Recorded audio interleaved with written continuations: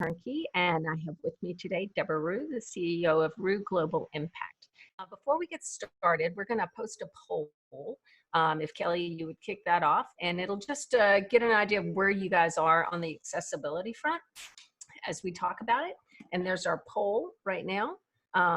So we'll let people have a moment to get in the room. I don't know about you, but Zoom has been a little bit unpredictable the last few days, and people, it seems to take a while for people to turn into the room. And I can see the participants are entering now. As you folks enter with us, if you'll please take a look at the poll. Interesting results already.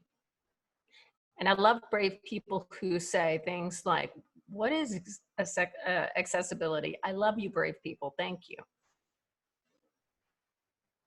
All right, very good, very good. All right, it is 1 past the hour, so we're going to jump in.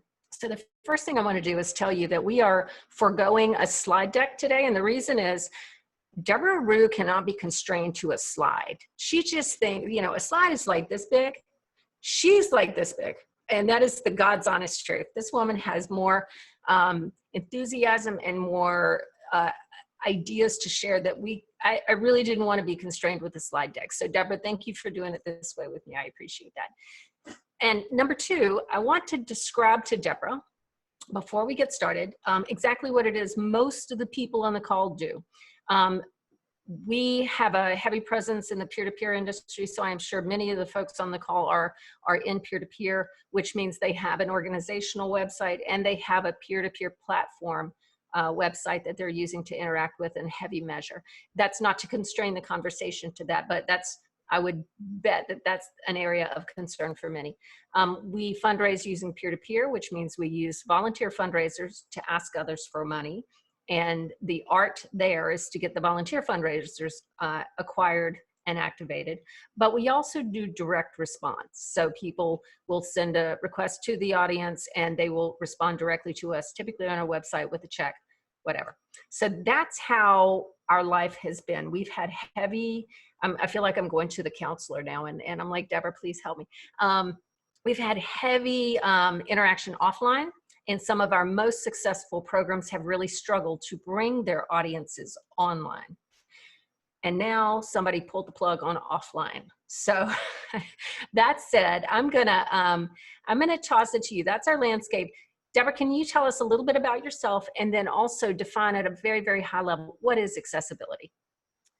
Well, thank you for inviting me, Katrina. I always have appreciated other really strong women leaders. So I appreciate everything that you're doing for so many in our community and all over the world. So thank you for having me. Well, as Katrina said, I'm the CEO and the founder of Ruh Global Impact. And before that, I created a company called Tech Access. And with both of those companies, the majority of my employees are people with disabilities. And I just really believe that part of being human sometimes means you have disabilities, often means that, and that you should not be discounted. And we certainly need to make sure that everyone's included. And also, as we age, more of us acquire disabilities. And so now that we're all forced home, we've been saying for a long time that we all needed access. Accessibility is so important. And when you talk about accessibility, you can talk about it from different lenses. You can talk about physical accessibility, access to buildings, access to your home. You can talk about it from the lens, which we're going to talk about here, from digital inclusion. So we all need to be digitally included. We need to make sure that we have access to the internet so that you know, we can do our schoolwork, so that in these days we can actually be, you know, taught, because everybody's sheltering at home. So for years and years and years, we've been, sometimes it feels like, nagging about the importance of accessibility. And the good thing about accessibility is it makes technology accessible for everyone. And there's all these wonderful byproducts that come from accessibility, besides including people with disabilities and including people that are elderly or aging into disabilities. But at the same time, it helps people that maybe English isn't their first language, if they're an English-speaking country, or people that have poor internet, because there are a lot of internet problems here in all over the world, but including in rural America. I just got a little note that flashed across my screen saying my internet is unstable. So hopefully it's because it's very windy where I live in rural Virginia. So it's really important that we have access to all this digital information, but at the same time, we need to have the communications and the technologies that back it up. So it can be sort of a complicated topic. So, Debra, well, number one, you did not introduce yourself as I would, which is that Debra is actually an internationally renowned subject matter expert on accessibility. And I think probably the impetus for your landing there is that, and the reason that we know each other is that we both share something else. And that is that we both have young adult daughters with Down syndrome. So Debra, was that your entree into these ideas? It really was. I was in the banking industry for many years, and my daughter's 33 years old, and I kept being told what she couldn't do. And then whenever we started talking in the 6th grade about her joining the workforce, I started being told, well, she's not going to add any value to the workforce. And it just sort of woke me up to the plight that people with disabilities, often people with physical disabilities, encounter in trying to be part of society, part of the workforce, really get good educations. And so I was in technology in the banking industry, and I really thought that, I could add value to these conversations. So I created a company, Tech Access, that I built to a multi-million-dollar business. 80% of my team were people with disabilities. And what we offered was ICT, Internet Communications and Technology accessibility.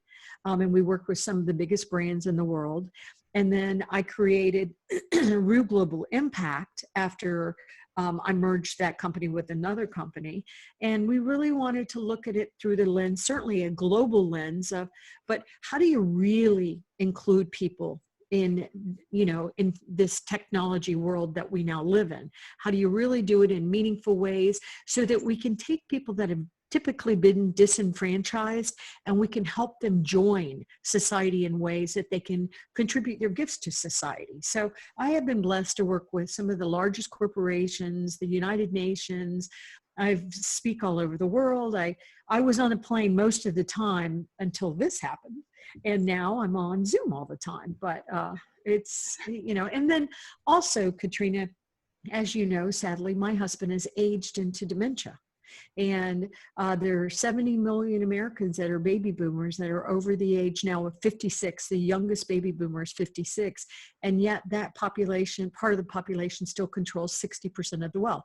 Those are your donors. Those are your volunteers. Those are the people that you want to work with, you want to collaborate with. And we are all forced to use digital, access now. So Debra, let's start more globally, and then we'll get down to the specifics. One of the things we were chatting about before everyone came on is the fact that I've never been in this conversation before. And that's stunning to me. I'm almost 31 years in the business in nonprofits, serving nonprofits, and I've never had a conversation with a client, and this is about me too, not about clients, with a client about, the majority of our constituents are now my age or older, and, the packages that we send them, are they hard to open? The emails we send them, are they hard to read? Things like that. And even in planning this webinar, I realized that what a faux pas on my part that I did not get done. It is terrible that we don't have captioning. We don't have captioning. So Debra, I want to start big again. You've talked about some of your work with global organizations. When they hire you, what do you do? In broad strokes, what do you do for them? Well, what I do is I try to help them understand that there's value in diversity.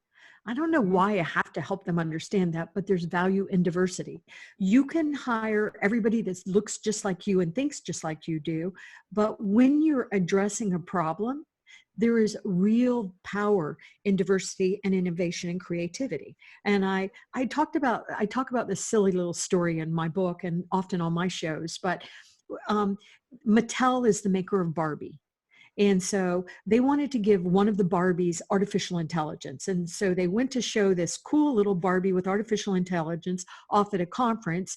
And they arranged to have some of the conference attendees answer questions. And so one little girl was going to have the conversation with Barbie about, what do you want to be when you grow up? So Barbie says, what do you want to be when you grow up? And the little girl says, I want to be a computer scientist.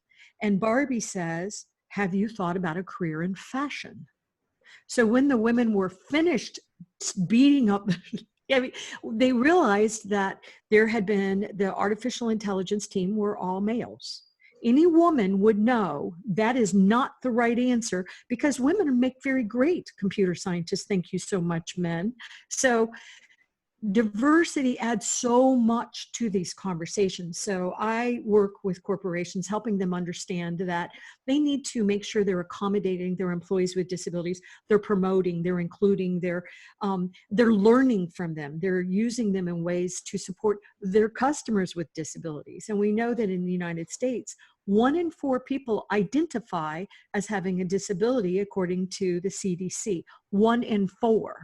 And Wow. so, and there's many that still don't identify. So the numbers are huge.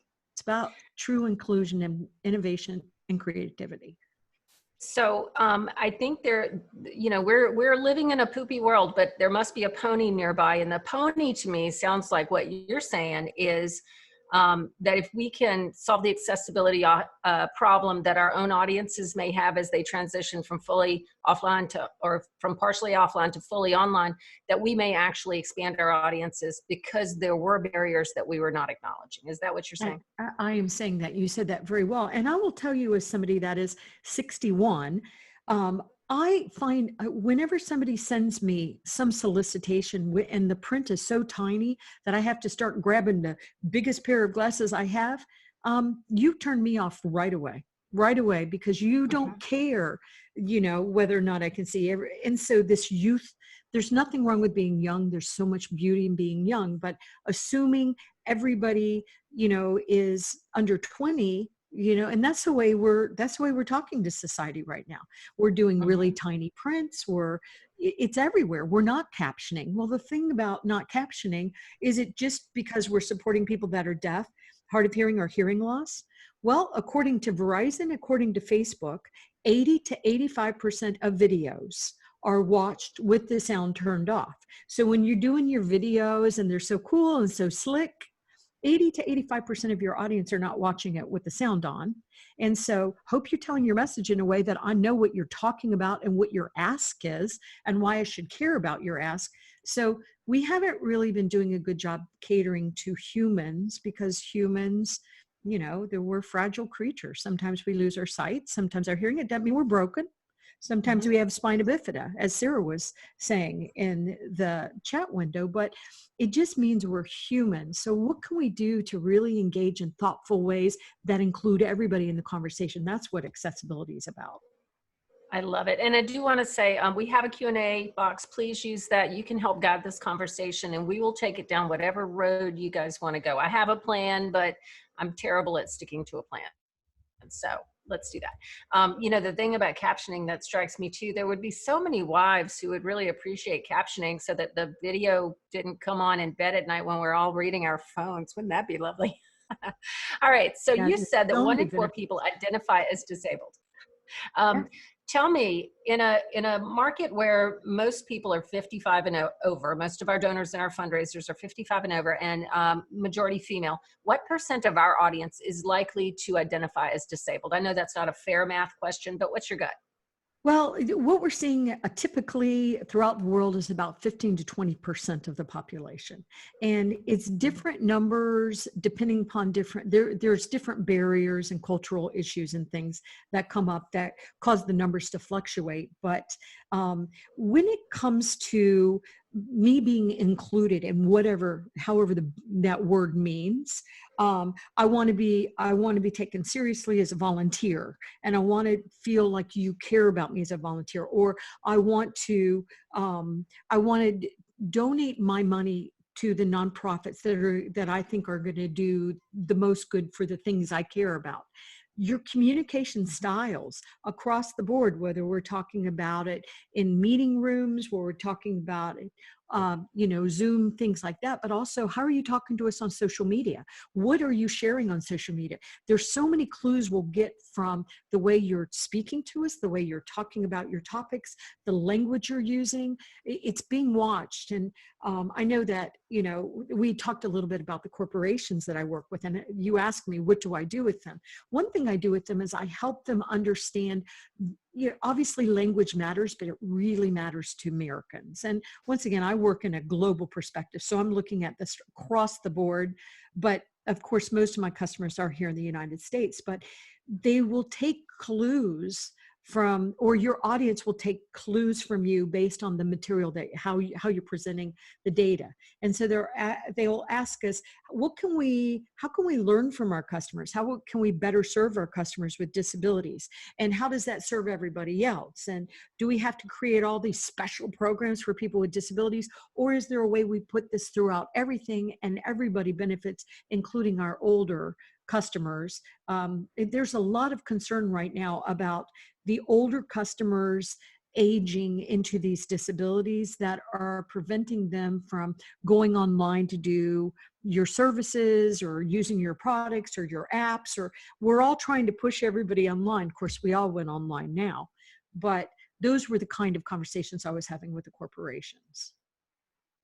What sort of fail rate would you guess that someone who has not previously been online, who's in the categories that we're talking about, my age and older, what kind of fail rate do you think we're going to see, where they just can't get there? It's very high. It's in the 70%. And what's happening on top of it is that it is discouraging people. Our suicide rates are up like crazy.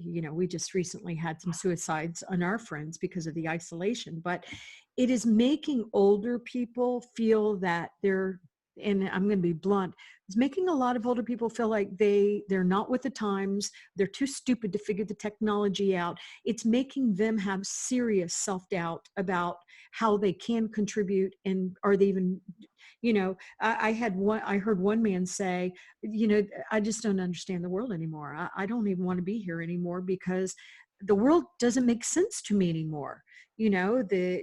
Technology, I got to go on Zoom. I got to do what all my banking. So a lot of people are feeling left behind in these conversations. Unfortunately, people with disabilities, especially very obvious disabilities, have been left behind all along. We are really good at talking about isolation, but it is happening to more and more and more of the population now. And I think that is, that's a really scary byproduct from this. People are feeling like they don't belong. They have no place in the world now. That is demoralizing, particularly when a nonprofit has such ability to lift people up by empowering them to change the world. That is really demoralizing. I'm going to go to our audience and answer ask you a couple of their questions right now. I'm going to start with Steve Sharp. Thanks for your question, Steve.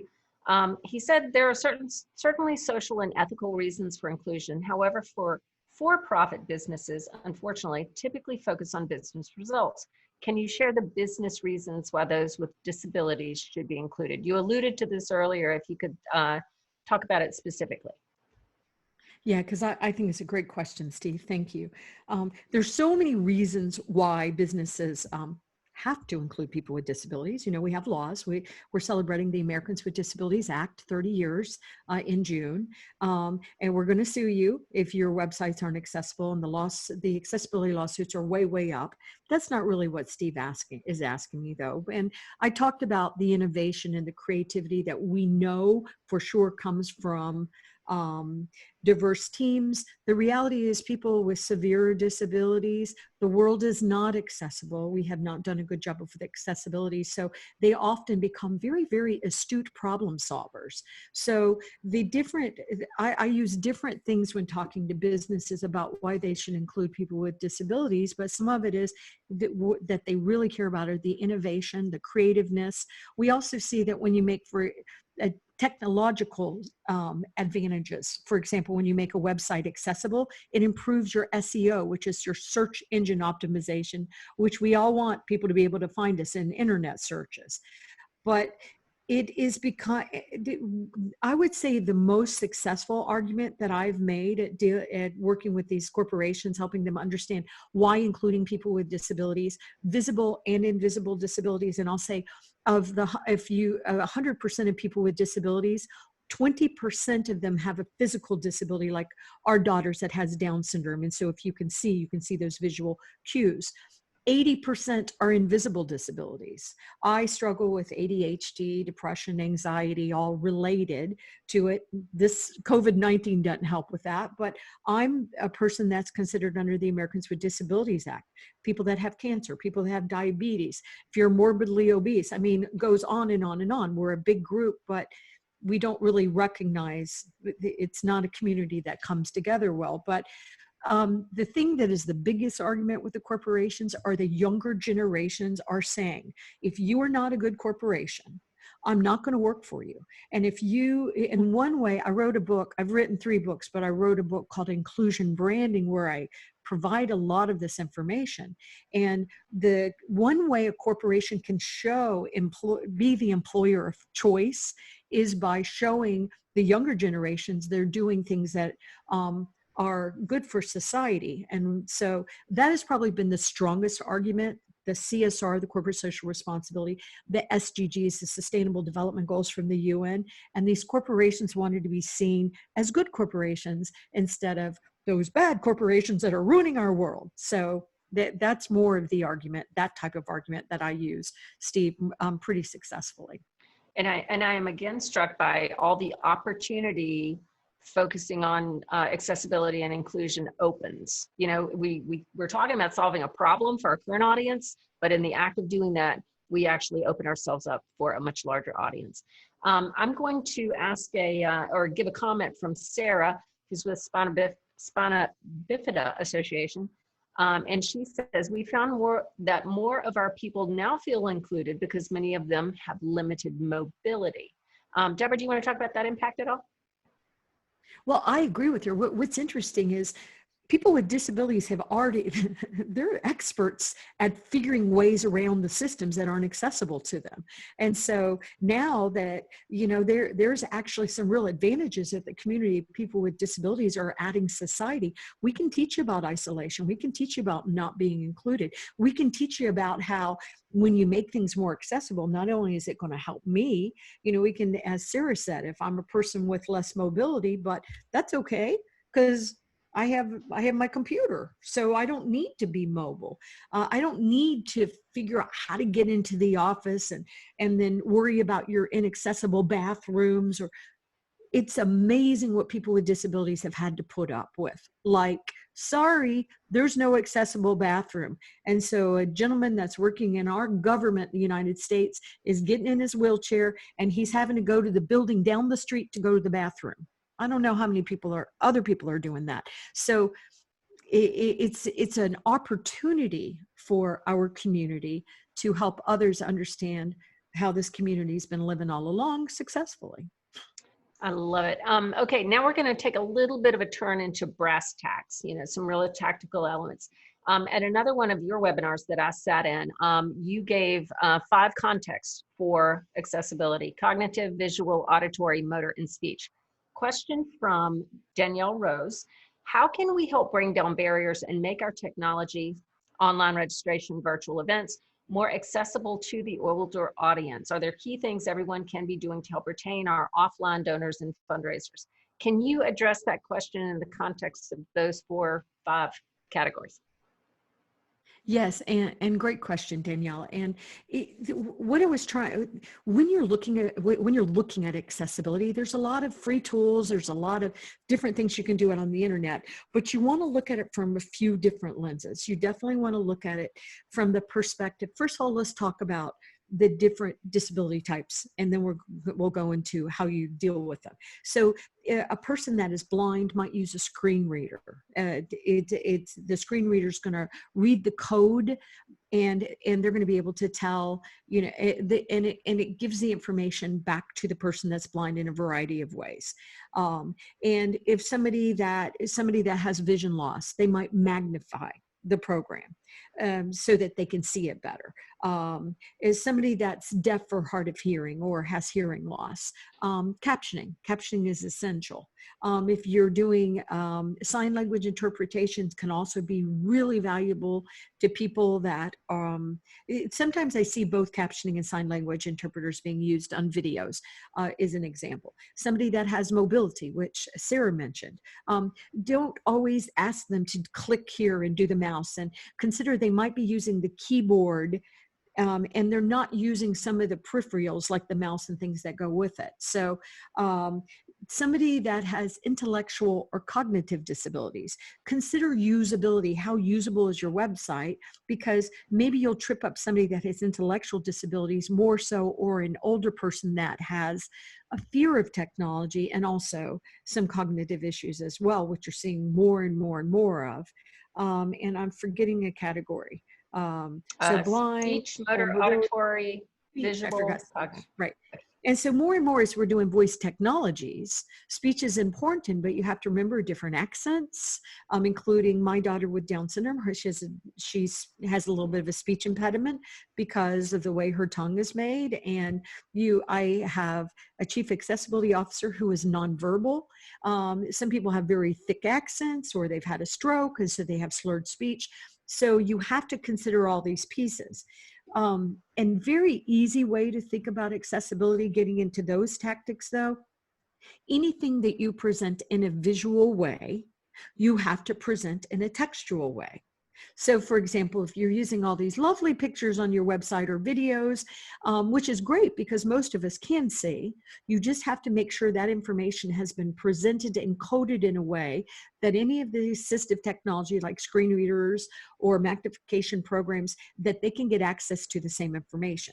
So just to explain that a little bit, if I have a graphic on my website and I put it out there because it makes my website prettier and I want to entertain you, well, there's a lot of reasons why we do visual design, but you're going to code it graphic.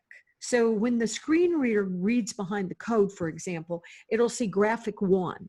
Well, that doesn't mean anything to them. They don't know why you put that graphic out there. They know there's a graphic there, but they don't know, is the graphic something I need to know? Or you just have it out there because it's pretty? Is it relevant to what I'm trying to do on your website?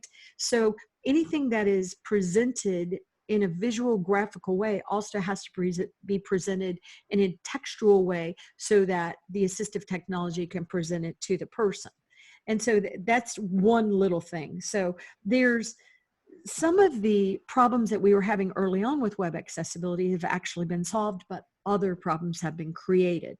When we're talking about web accessibility, and I was talking to investors before I got on the call with you, and they were saying, well, no, we just want to talk about web accessibility. And I said, that's great, but you can't talk about web accessibility if you also don't talk about apps that hang off website and those videos that you put on your website. If those things, if the PDFs that you're putting on your website, if those aren't accessible, part of your website will be accessible, but not all of your website. And now, most corporations and organizations are pushing us to apply for jobs online on your website. But if your HR part of your website isn't accessible and I can't even submit my resume to you, well, I can't get the job because I can't even begin to get into, the door, the digital door to give my presentation. So we've been talking about this for years and years and years and not being heard, but now we saw all of these problems being multiplied when we all got sent home to work. So Debra, what I'm hearing is that not only do we need to do what we can on our end of the communication by arranging our websites and coding our websites in particular ways, we also have to be cognizant of what assistive tools are out there so that we can respond to them. Well, I will say this, and this is a question that I get asked a lot. What you have to understand if you really want to be accessible What you have to understand are what are those standards that we should follow. And what we follow as a country and around the world is W3C WCAG, which is WCAG 2.1. And that keeps shifting, but it's W3C. It's a standards board, and the entire world pretty much has agreed to these standards, and we've written them into our laws here in the United States. So you might get sued under the Americans with Disabilities Act, but they will look at our sister act, the Rehabilitation Act of 1973, to see if your website's really accessible or not. And so you don't want to worry as much about the assistive technology because there's thousands of them that people with disabilities use. You want to focus on designing your website and all of the apps and everything that's on your website using the right standards, which is W3C standards. Because if you're using the standards, then the assistive technology is going to work with them. And if you're looking at it instead of, I'm going to build it so the assistive technology works, well, the assistive technology is constantly being updated too. So if you do that, which I had customers do that in the past, then you got to go back and redo it again. So follow the standards, and everybody else, including the assistive technology people, they also have to follow the standards so that we're all agreeing to what an accessible website experience looks like. So you Sorry. alluded to this before we came on screen, and then you hit it again just now. So our purpose for everybody being on this call is to drop barriers for our constituents so that they can interact with us online. But what you have alluded to a couple of times is that there's a group of, I don't know, ambulance chasers pretty much, Yes. who go after inaccessible websites, and that they have turned the eye of Sauron to nonprofit. Is that correct? That is so correct. And I'll give you an example. I'll give you a grounded example of that. I had a nonprofit come to me that what they did for a living was they will take vans and they will convert the vans so that somebody with a disability can use the vans. Okay. Well, their website wasn't accessible, so they got sued. So they came to me and they said, that's not fair. I cannot believe they're suing us. We're a nonprofit doing good. And I said, but your customers are people with disabilities. Why are you not making your site accessible to your customers? So anyway, so that cost them $80,000 as they negotiate out of it. And then they also had to pay, an accessibility expert to come in and do it for them because that was part of the settlement. So, and that was a small settlement, small. Wow. And So let me ask another specific question. Let's say that I have people in-house who develop my website, maintain my website. With the help of an accessibility expert, those people can be deployed to do that work, right? They just need guidance. Is that true? yes. One thing that I preach all the time is that you need to teach the people that are building your website, maintaining your website, to do it accessibly, period. Because you can hire accessibility consultants. Oh, we love the business. Yay. But the reality is this is something you need to be doing all the time. Your website needs to be secure. It needs to consider privacy, and it needs to be accessible.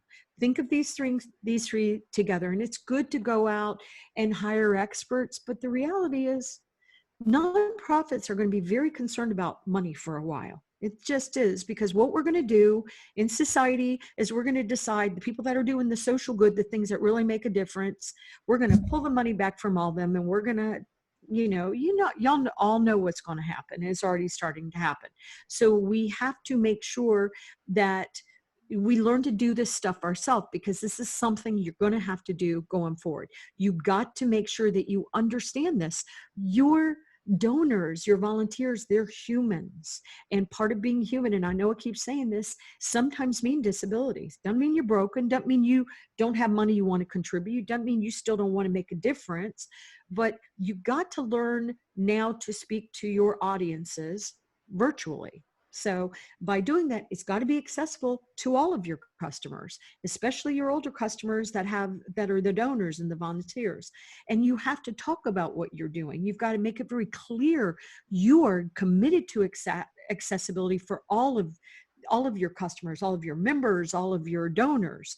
And it really is a different way of looking at things. And it does make sense I have a company, so we want customers, but I think it's really important with that money that you're spending, that you teach your internal teams, if they're the ones that are updating your website, how to not kick themselves out of compliance.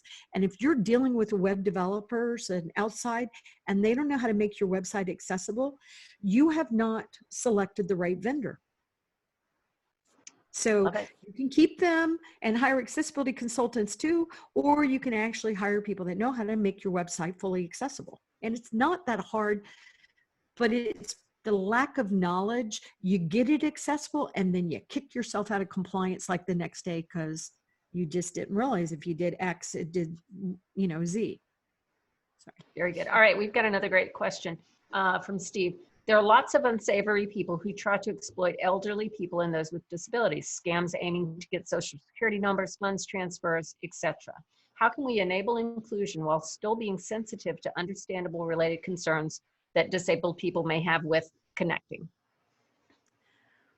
So if I'm understanding your question correctly, meaning people, you're concerned about, consumers, the individuals, being concerned about giving that information, money information, and things like that online. Yes. So I'm going to contribute. You're asking me for my credit card information, but I know that as soon as I put it out there, somebody's going to steal my number. Yes. Yeah, that's a training and awareness thing. One thing you should always be doing, and I assume you already do it, is you need to keep reminding your donors that you have a secure system and their information is safe. You need to be smart about the information that you're asking them. Don't ask them for more information than you need. You never need my social security number, so don't ask me for that. And as soon as you do, I'm going to be really scared about scamming. But even when we do everything we're supposed to make sure that everything is secure, you still have an image problem. The reality is you have an image and perspective problem because a lot of the older users do not believe that it's interesting. They either don't trust it and don't believe it at all, like my mom did. My mom was convinced the entire internet was about porn. And by the way, there's a lot of porn on the internet, but you don't have to go there. And even if you accidentally get there, you can get out of it and go wherever else you were supposed to be. So we have perception problems, and we're going to continue to. You have, there's a tag right now on social media. I'm very active on social media, and it's called Trust in Tech. Well, a lot of people don't trust tech.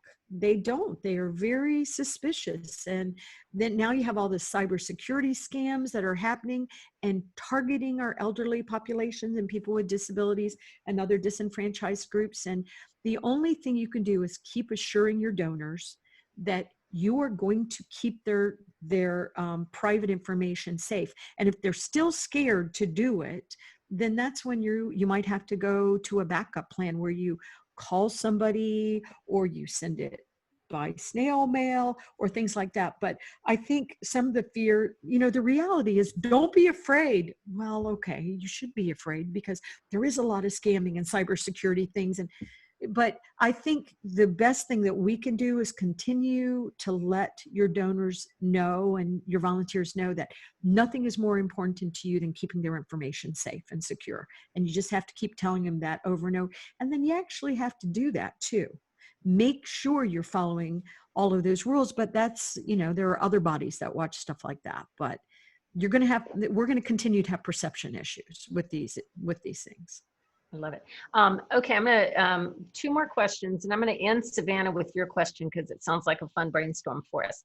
I'm going to ask you now, I heard you on another webinar talk about the different sort of success elements if you were doing an inclusion project. So if someone on this call or wanted to bring inclusion as an idea to their leadership, can you talk through that process? And like the first bullet on your slide that I saw was inclusion must be part of a broader agenda.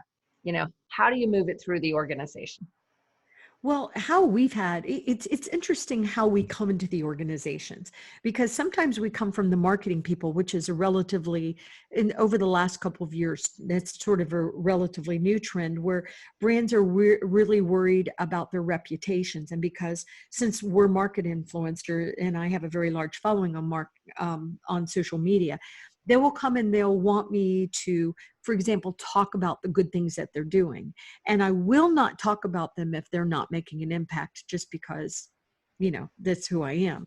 But so, it's interesting where you come in, because different parts of the organization are worried about different things. If you come in through the IT part of it, they're very concerned about how secure, private, and is it accessible? And if I make this more accessible, is it going to impact these other things? How do I adopt it through the life cycle of the development life cycle, for example? Whereas the marketing people might be more concerned in making sure we're using the right language. We don't want to accidentally offend anybody when we're doing the language. How do we, migrate it in, and how do we make sure that the community feels that we're being sensitive to the language they want to use? And we're so confused, Deborah, because they use this one language here in the US, something else in the UK, and the Asians, they're doing it this way, and Central America. So there's a lot of moving parts they have to think of. And so I try to help the corporations understand all the different moving parts. And then once again, I continue to remind them that the community of people with disabilities and older people can add so much great value and innovation to what you're trying to do, because we're looking at things from different lenses, which adds value, to the corporation, if you're looking at it, from the different perspectives, so that you can try to make sure the most people are included. So Very good. Excellent. All right. That was great. Yeah, these are big questions. So sorry if I'm not answering them fully enough, but it's a big topic. You are doing beautifully. One of the other things you said, and something I think I read this on your website, you said society needs nonprofits to lead the way. Why do you believe that? Well, I used to believe, gosh, I'm such a naive person, but I really had high hopes. I think at one point I thought the governments would help us.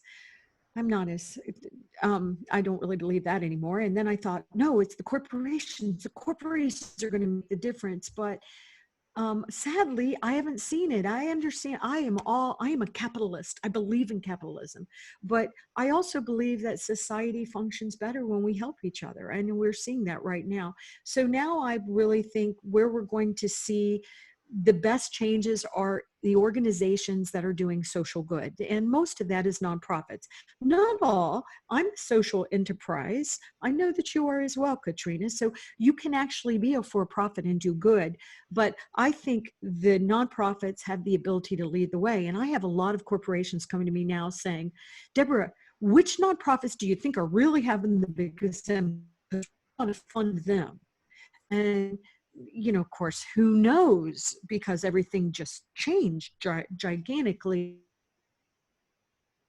But the people that are making a difference, really wanting there to be good social impact for everybody, and that's the nonprofits and the social enterprises. Those are ones that are going to really change the world and change it so that we all participate. We can give our gifts. We have gifts, all of us do. And then we need to stop deciding that certain people don't matter because they're disabled, their skin color is too dark, they believe in the wrong God, or whatever ridiculousness, that we come up with as human beings to not include everyone. I love it. All right, we're going to end up with Savannah's question. She asked for this. She said, one of our support groups is geared toward those who are 55 plus. What types of events or engagement tools do you think are best to reach this audience in this digital world?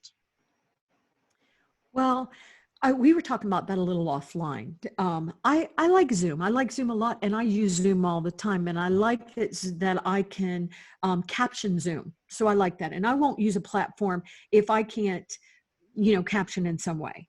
But Google Chat, I was so surprised. I recently started, using it, and it provides captioning automatically, free, while you're doing it. I'm just shocked by that. It's like, really?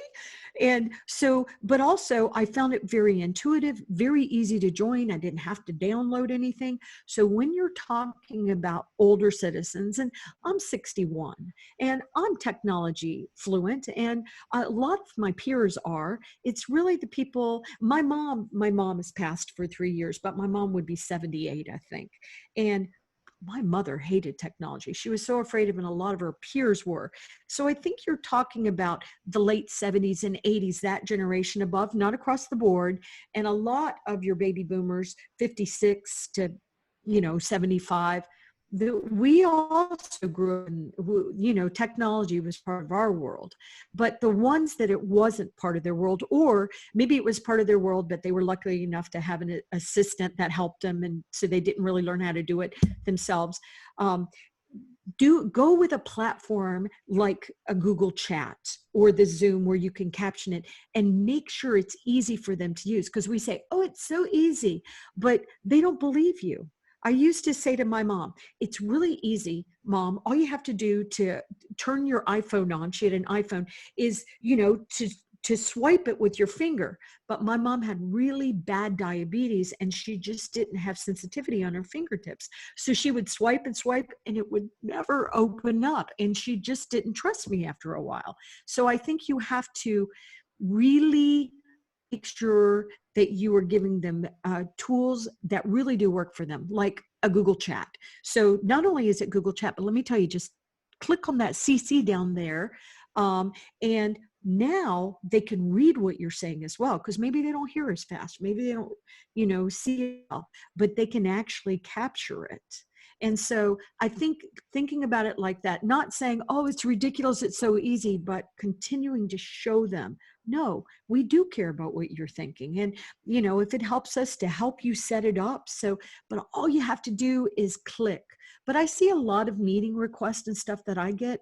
There is so much other stuff in that meeting request that it's hard sometimes to figure out where you're supposed to click. So making it very, very easy will give them more assurances that they could actually do it. And they have a little success.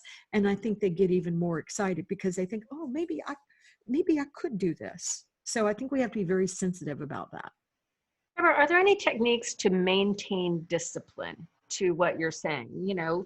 Are there any rules of thumb? So like for us, we use recognition as a driver for behaviors. And our rule of thumb is, would I say this to my sister? Would I say this to my mom? And if I wouldn't, then I'm not treating them the right way. So are there any tips and tricks like that? Well, I think there is. Once again, we're a very youth-dominated society. Everybody in the magazines are all, y'all know what I'm talking about there. But I think continuing to help people understand it's not that you're broken. It's just this society, we're figuring this all out, and I need you to participate. And I know you're scared, but why don't you just join this? And I'm going to make it very easy for you to join. I'm also good. So I think being compassionate, empathetic with each other, because it doesn't mean that these older people or people with disabilities or fill in the blank who we're talking about here, that they don't want to contribute and they don't want to add value and they don't want to still be part of everything, but they're afraid. And we're afraid right now. Everybody's afraid right now. We don't know what we don't know with this COVID-19. But when we're afraid, people draw back and they get even more afraid. So I think we have to be very empathetic and compassionate with each other. You've got to train your teams on how to do this, and you've got to look at it from the right lenses, keeping in mind what different types of disabilities we're talking about. And by the way, when we're talking about elderly, it doesn't mean all old people have loss of vision, a loss of, cognitive. No, but if you're considering all these things with all of the content that you're putting out there, the education you're doing, the awareness, the documentation, the emails, the snail mail, if you're considering across the board, people will start figuring out you really do care about them enough to want to include them, and they'll reward you for that. I love it. So, okay, so there are 80 people on this call, a bunch more are going to hear the recording, and some portion of them are going to think, how am I going to sell this to my boss, this idea? In 30 seconds, give me a business case for that. Well, the business case is, do you want to stay relevant? Do you want to have donors? Because the reality is everything's going online and people are going to be afraid to go back to the old normal. And so, I used in one webinar, the ice bucket challenge. Don't we all want to figure that out? Because they made so much money doing that, but they made it fun and they made it relevant. They made it very easy to do. And then everybody got to participate. Everybody, so the reality is it has changed, and you can keep doing business. This is what I would pitch to my boss. You can keep doing business the same way we've been doing it, but you're going to not like the results that you see. The world has changed. And, I'm happy to help anybody. Katrina will make sure everybody has my email address and my contact information, but there's some good content that steps you through what you need to do. And it's not, some parts of it, it's always easy when you're doing it piece by piece, right? So just make sure that drop-down box that you created is fully accessible and works with all, the standards and the screen reader. I mean, the different assistive technology. Okay, what? So there is all kind of step-by-steps and checklists and all these things you can build into the processes, but everything is going digital. Everything's gone digital. So how are you socializing on social media? And you socialize different ways on different social media platforms. What language are you using? How are you telling your story? Is it fun at all? It's a new world. It's I a new love it. world. Debra, not only are you a fabulous dinner guest, you are a fabulous co-host on a webinar. Thank you so much for contributing your intellect and your time and your energy and your enthusiasm and your bright outlook on life to us today. I appreciate it. Everyone, you will get a link to the recording. You will get a link to track down Debra. And Debra, if you have some materials you want to include in our recap email, we will put those in as well. All right, cool. And maybe I'll do like a checklist for accessibility. That might be helpful. Yes. Perfect. Thank you so much, everyone. We'll see you next time. Bye-bye. Bye, everyone.